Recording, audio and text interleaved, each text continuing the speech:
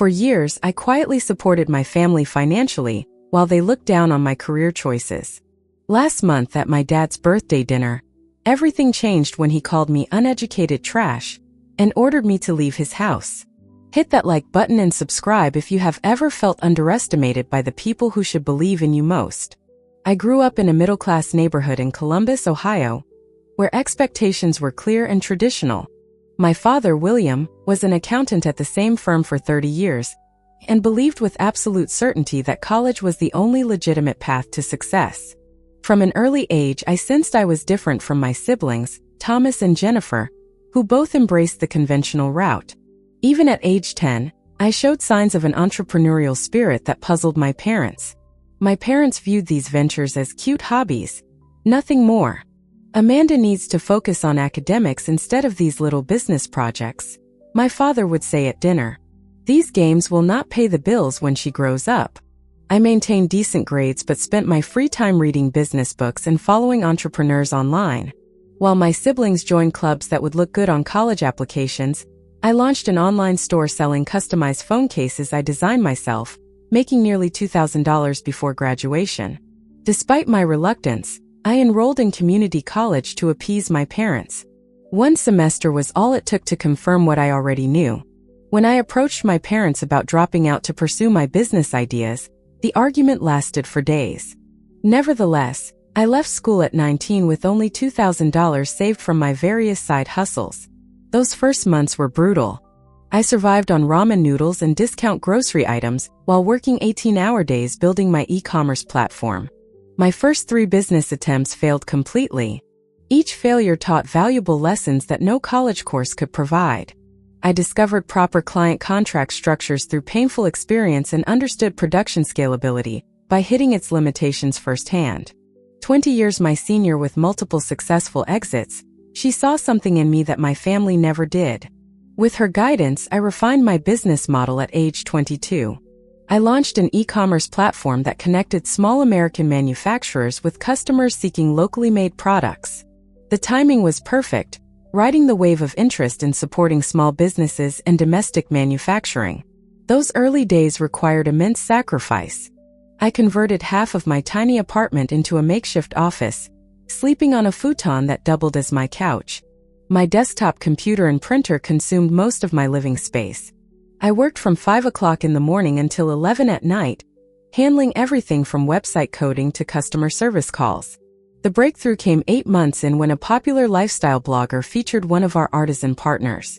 I worked 72 hours straight fulfilling orders and upgrading our website infrastructure. That single feature brought $10,000 in revenue, more money than I had ever seen in my account. I called my parents excited to share my progress. You know, you can always go back to college when this thing runs its course. I would prove him wrong, not with arguments but with undeniable success. My e-commerce platform, which I named Heartland Made, expanded beyond its initial concept. By year 3, we represented over 400 manufacturers and craftspeople across all 50 states, connecting them with customers who valued American-made products.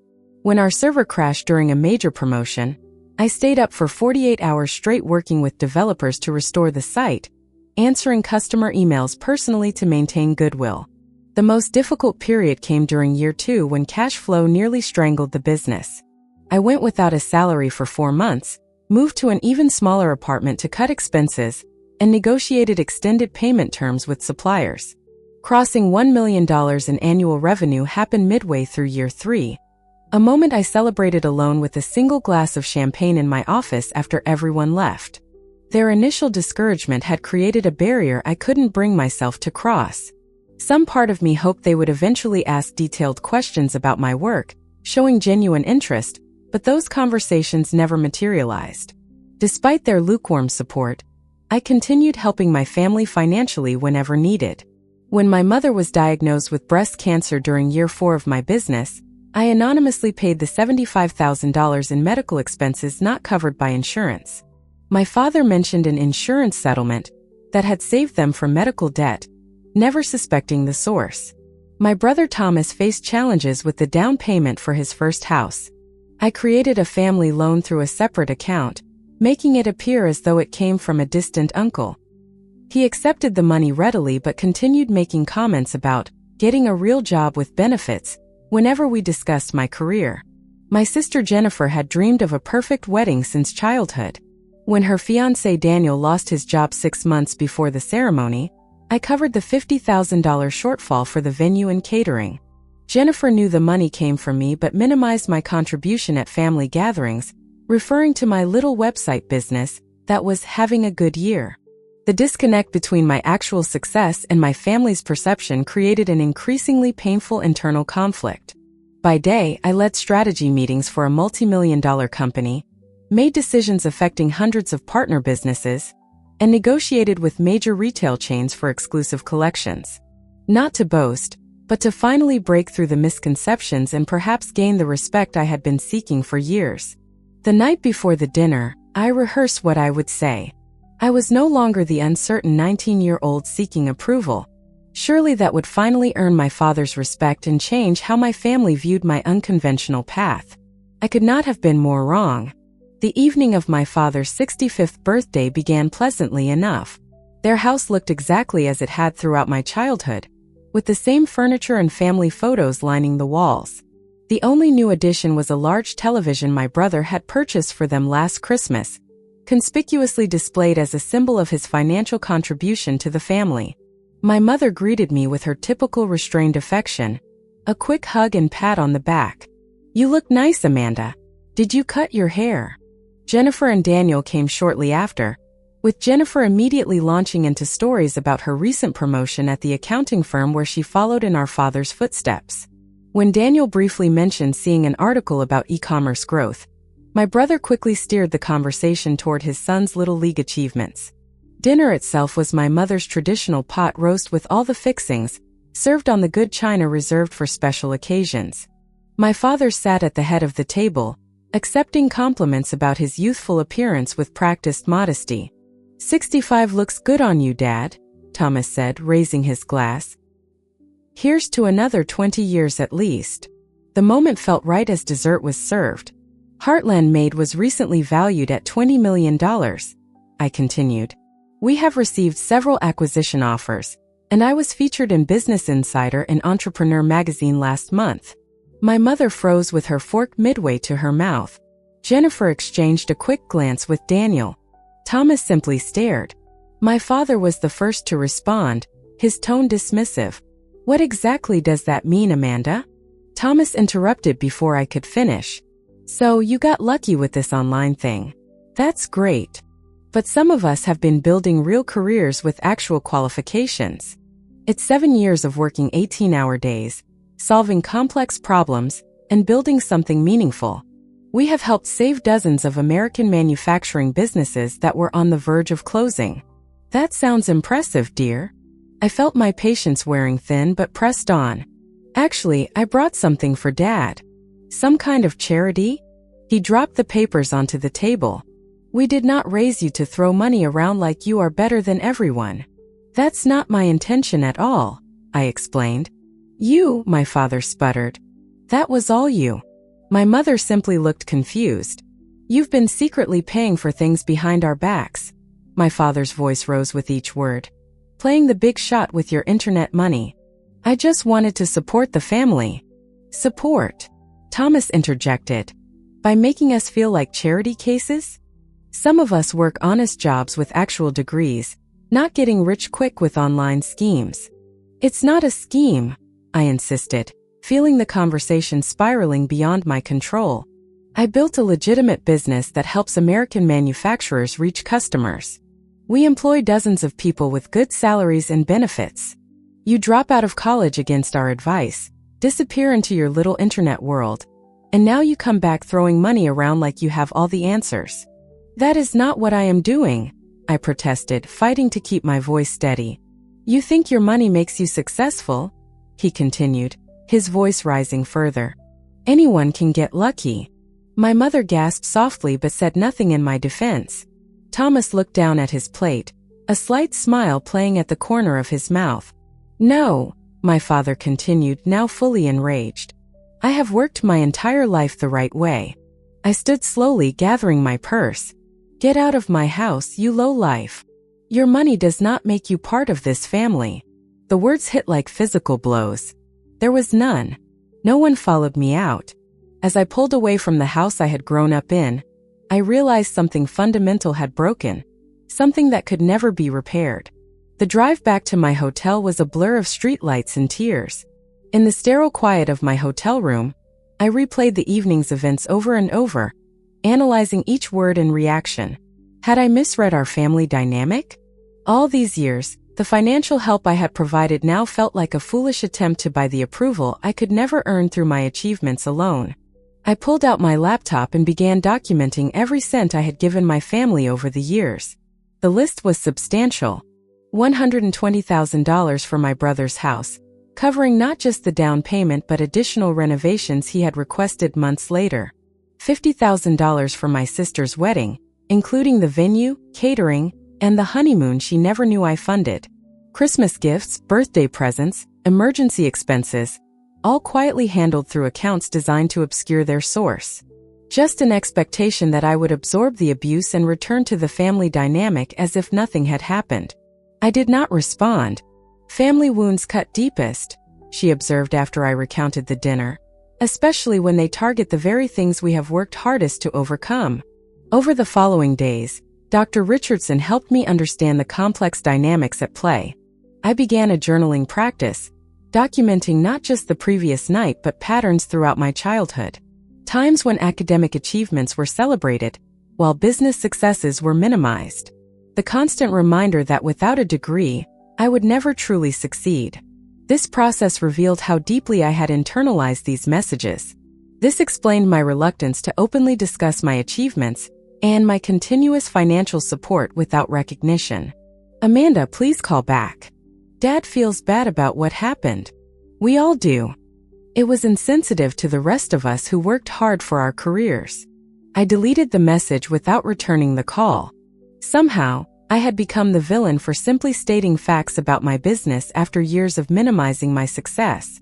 My brother texted next. Family is family. Let's move past this. I would prioritize self-respect over toxic family dynamics. The beach house I had purchased in Naples, Florida the previous year as an investment property would become my new home. Despite building a $20 million company that helps preserve American manufacturing jobs, I have been made to feel like the family failure because I chose a different path than the one you prescribed. When Dad called me uneducated trash and a low life, it revealed how you truly see me. I cannot continue to participate in a relationship where my worth is measured by credentials rather than character and achievement. I will always love you both, but I need to create distance for my own well-being. I hope someday we can rebuild our relationship on a foundation of mutual respect. I sealed the letter and mailed it from the post office personally. I instructed her to donate most of my furniture and clothing to local charities, wanting a fresh start with minimal baggage, both literal and figurative. My company could be run remotely with occasional trips back for important meetings. The leadership team I had built over the years was strong enough to handle day-to-day operations without my physical presence. Naples, Florida, greeted me with warm sunshine and salt-scented air, a stark contrast to the gray Ohio winter I had left behind. My beach house stood on a quiet stretch of shoreline, a modern two-story structure with floor-to-ceiling windows facing the Gulf of Mexico. The property felt impersonal when I first arrived, like an upscale hotel rather than a home. The real estate agent had handled the furnishing with standard luxury vacation home decor. Attractive but soulless. I started with the primary bedroom, replacing the generic beige bedding with handcrafted quilts from one of my Heartland-made artisans in North Carolina. The mass-produced art came down, replaced with original pieces from emerging American artists I had discovered through the business. Each morning I woke to the sound of waves and the sight of authentic creativity surrounding me. The kitchen transformation came next. I installed open shelving to display handmade pottery from our Vermont and New Mexico partners. The industrial-grade appliances remained, but now colorful hand-woven textiles and locally crafted wooden serving boards warmed the space. I found a local coffee shop run by a Cuban-American family where I became a regular, greeted by name rather than order. Running the business remotely proved easier than anticipated. Without the undercurrent of seeking family approval, My business instincts flowed more naturally. Community involvement became another anchor in my new life. Unlike in my hometown where I had downplayed my success, here, I was open about my company and achievements. I befriended Eliza, the owner of a local art gallery, who introduced me to her circle of friends. Our weekly dinner gatherings became a highlight, filled with laughter and conversations that never once included questions about my education or suggestions that I had merely gotten lucky. The unexpected visit came 3 weeks into my Florida residence. My brother Thomas arrived unannounced at my door one Saturday afternoon. "Really nice family," he replied with the same confident smile he had used to charm our parents since childhood. "And I could use some advice about an investment opportunity, possibly a loan to get in on the ground floor." Some patterns were too predictable to be surprising. This was a financial visit, nothing more. "I am not making any loans to family members anymore," I said firmly. "That chapter is closed." His expression hardened. "So that's how it is. You move to your beach mansion and forget where you came from." Thomas backpedaled quickly. "He didn't mean it like that. You know how he gets. Family fights happen." "It was a revelation," I replied. "Now, if you will excuse me, I have plans this afternoon." The boundaries I was establishing felt right, even if they were painful to implement. That evening, I made a significant decision. The Amanda Wilson Entrepreneurship Scholarship would provide full tuition and mentorship to 5 students annually who demonstrated entrepreneurial potential, but lacked traditional academic advantages. Make sure the selection criteria focus on demonstrated initiative and creative problem-solving, not grades, I instructed. And find mentors who have built actual businesses, not just taught business classes. I planted a garden of native Florida species that attracted butterflies and hummingbirds. His uncomplicated affection was a daily reminder of how relationships should feel. I was terrible at it but enjoying the meditative process. I tried paddleboard yoga, spending more time in the water than on the board, but laughing through each attempt. 3 weeks turned into a month, then 6 weeks. I was building something new here. Not just a home, but an authentic life aligned with my values rather than someone else's expectations. The Naples Business Journal was not a publication I normally read, but Eliza texted me early one morning, insisting I pick up a copy. Page 3. "You are going to want to see this." The journalist had done her research, detailing Heartland Mate's growth from startup to $20 million valuation, our impact on American manufacturing, and my recent entrepreneurship scholarship foundation. "I didn't authorize this," I told Eliza when she called to congratulate me. "Public records," she explained. "Property transfers, business registrations. Once they knew you were here, the rest was easy to piece together. Besides, it is a great article." She was right. The piece was well-researched and flattering, focusing on business accomplishments rather than personal details. The article had been picked up by several larger business publications, then shared extensively through LinkedIn and Facebook. Former high school classmates suddenly remembered our friendship. Most surprising were the messages from several small business owners in my hometown, thanking me for representing what was possible without following traditional paths. The irony was not lost on me. Through this ripple effect of publicity, my family inevitably discovered the full extent of my success. "Saw the article about your company." No mention of his cruel words, no acknowledgement of the rift, just a casual claim of pride that had been notably absent when I sat at their dinner table. My father's voice message arrived the next day, his tone artificially jovial. "There seems to have been a misunderstanding last time we spoke. We are thinking of visiting Florida next month. 6 weeks of healing, of building a new life free from their judgment, and now they wanted to simply appear at my doorstep as if nothing had happened. You have several options," she advised after listening to my concerns. "You can decline the visit entirely. You can agree but set strict boundaries about what you will and will not discuss." The phrasing troubled me, that desire to put this behind us without addressing it directly, but I confirmed dates for their visit the following month. I arranged for them to stay in a nearby hotel rather than my home, preserving my personal space. I role-played difficult conversations with Dr. Richardson, practicing setting boundaries without becoming defensive. My parents arrived on a sunny Tuesday afternoon. My father's confident posture seemed diminished.